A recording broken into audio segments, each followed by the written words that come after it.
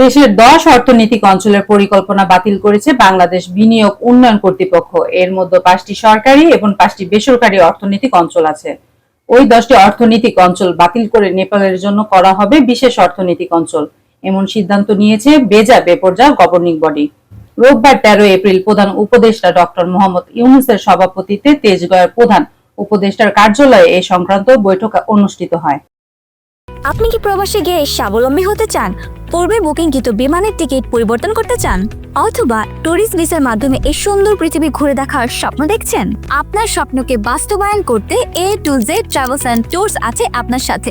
প্রধান উপদেষ্টা deputy press secretary Abul Kalam Azad Majumdar এসব তথ্য জানান। বাতিল করা অর্থনৈতিক অঞ্চলের মধ্যে সরকারিগুলো হলো Sonadia eco tourism park Cox's Bazar, Sundarban tourism park Bagerhat, Gazaria অর্থনৈতিক অঞ্চল মুন্সিগঞ্জ, শ্রীপুর অর্থনৈতিক অঞ্চল গাজীপুর এবং ময়মনসিংহ অর্থনৈতিক অঞ্চল ময়মনসিংহ।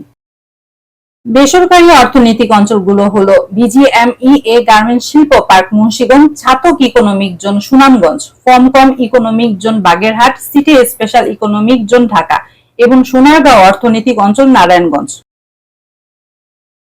এদিকে একই দিন রাজধানী ফরেস্ট সার্ভিস একাডেমিতে আয়োজিত এক ব্রিফিং এ বিডার নির্বাহী চেয়ারম্যান আশিক চৌধুরী বলেন, 100টি নয়, দরকার 10টি পরিপূর্ণ অর্থনৈতিক অঞ্চল।